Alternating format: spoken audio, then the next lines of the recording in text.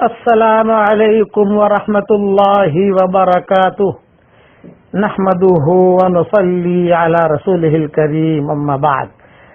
اب حضور صلی اللہ علیہ وسلم حضرت ابو ایوب انصاری کے مکان پر قیام فرمایا۔ ابو ایوب انصاری کے بیٹے بیٹیاں بیوی یہ بہت خوش ہو گئے۔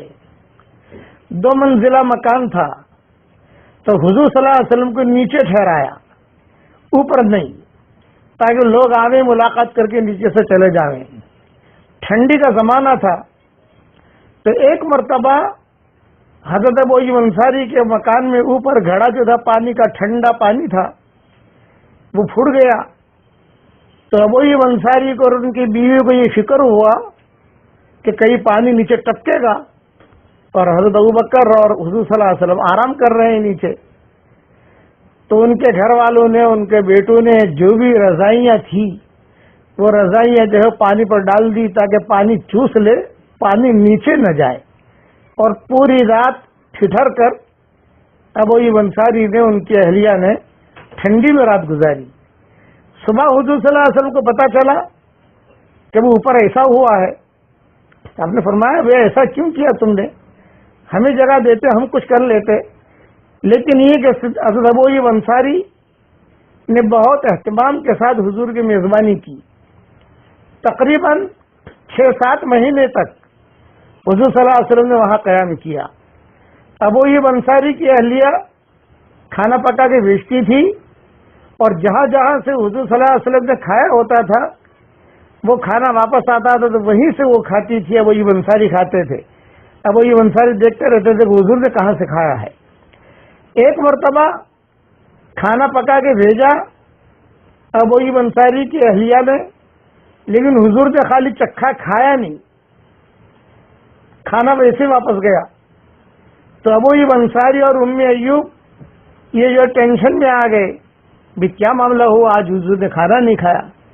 تو فرمایا حضرت کوئی یعنی آپ کے مزاج کے مطابق کچھ کھانا بنا لیں ہم۔ تو آپ نے خاموش رہے، کھانے کی کوئی برائی بیان نہیں کی، نہیں الحمدللہ مجھے حاجت نہیں ہے، آپ لوگ کھا لو۔ جب بہت اصرار کیا ابو ایوب انصاری نے تو حضور صلی اللہ علیہ وسلم نے فرمایا کہ آج کے کھانے میں لہسن زیادہ تھا اور پیاز زیادہ تھی، اور یہ چیز جو ہے بدبو پیدا کرتی ہے منہ میں۔ میں اللہ سے مناجات کرتا ہوں اور میرے پاس فرشتے آتے ہیں، جبریل علیہ السلام آتے ہیں، ان سے مناجات بات چیت کرتا ہوں کہ منہ کی بدبو کی وجہ سے انہیں تکلیف نہ ہو، اس لیے میں نے کھانا نہیں کھایا، آج کھانے میں پیاز اور لہسن زیادہ تھا۔ تب ابو ایوب انصاری نے اپنی بیوی سے کہا کہ پیاز اور لہسن جو ہے وہ کم ڈالا کرو اس میں۔ اب حضور صلی اللہ علیہ وسلم کو بیوی بچے یاد آتے تھے، صدیق اکبر کو بھی یاد آتے تھے، فطری چیز ہے۔ تو صدیق اکبر نے اور حضور صلی اللہ علیہ وسلم نے مشورہ کیا کہ ہماری بیوی بچے تو مکہ مکرمہ میں ہیں، ہم تو آ گئے ہیں یہاں، ان کی کیا خیر خبر ہے؟ تو حضور صلی اللہ علیہ وسلم نے زید بن حارثہ کو بھیجا کہ جاؤ حضرت سودا کو لے آؤ۔ حضور کے نکاح میں اس وقت حضرت سودا ہی تھی، اور فاطمہ، اور جب دوسری بیٹیاں جو ہیں وہ تو اپنے اپنے شوہروں کے ساتھ تھی، حضرت زینب جو ہے وہ ابو العاص ابن ربیع کے ساتھ تھی، اور ام کلثوم وغیرہ حضرت عثمان کے ساتھ تھی، یعنی وہ تو اپنے اپنے گھروں میں آباد تھی۔ لیکن حضور کو سب سے زیادہ جو یاد آتی تھی وہ حضرت فاطمہ یاد آتی تھی کہ حضرت فاطمہ کو لے آؤ، سودا کو لے آؤ۔ تو ابوبکر نے کہا کہ حضرت جب زید ابن حارثہ جا رہے ہیں تو میں بھی میرے بیٹے کو بھیج دوں، تو وہ عائشہ اور اسما کو لے آئیں گے، ام رومان کو لے آئیں گے، میری بیوی کو بھی لے آئیں گے۔ تو یہ لوگ گئے۔ حضور صلی اللہ علیہ وسلم کو حضرت فاطمہ سے خاص، جیسے بعض لوگوں کو ہوتا ہے کچھ بچیاں جو ہے وہ زیادہ پسند ہوتی ہیں، ویسے تو سب بچیاں یکساں ہوتی ہیں، لیکن کسی سے خاص تعلق ہوتا ہے۔ حضرت خدیجہ کا جب انتقال ہونے لگا تو حضرت خدیجہ نے انتقال سے پہلے کئی وصیتیں کی۔ ان وصیتوں میں سے ایک وصیت یہ تھی کہ حضرت میرے دنیا سے جانے کے بعد میری فاطمہ کا خیال رکھنا۔ اس پر حضور رو دیے تھے کہ ہاں میں ضرور خیال رکھوں گا، یعنی ایسا نہ ہو تو کوئی ایسی بیوی آپ کے گھر میں آئے جو فاطمہ کو تکلیف پہنچائے۔ اور حضرت فاطمہ جب آتی تو حضور صلی اللہ علیہ وسلم ان کی پیشانی کو بوسہ دیتے، یہ بھی صحیح حدیثوں میں آتا ہے۔ چنانچہ حضرت زید ابن حارثہ اور عبد الرحمن ابن ابی بکر یا عبداللہ ابن ابی بکر یہ لوگ مکہ مکرمہ گئے، حضرت سودا کو لیا، حضرت فاطمہ کو لیا، حضرت عائشہ کو لیا، حضرت اسما کو لیا، حضرت ابوبکر کی بیوی کو لیا، اور یہ لوگ مدینہ منورہ پہنچے۔ جب اطلاع ملی کہ فاطمہ اس لیے ابھی حضرت عائشہ نکاح میں نہیں آئی تھی حضور کے، اب کچھ دنوں کے بعد نکاح میں آئے گی، تو جب حضور کی اطلاع ملی تو حضور بہت خوش ہوئے۔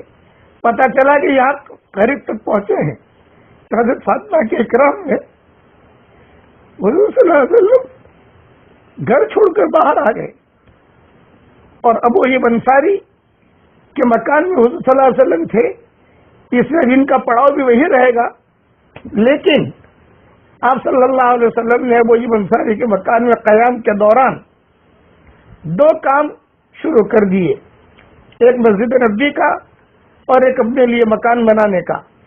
چونکہ ابھی خالی حضرت سودا ہے تو ایک صحابی تھے، ان کا نام غالباً حضرت حارث تھا یا حارثہ تھا، نام مجھے یاد رہا نہیں، بڑھاپے کی وجہ سے نام بھول گیا ہوں۔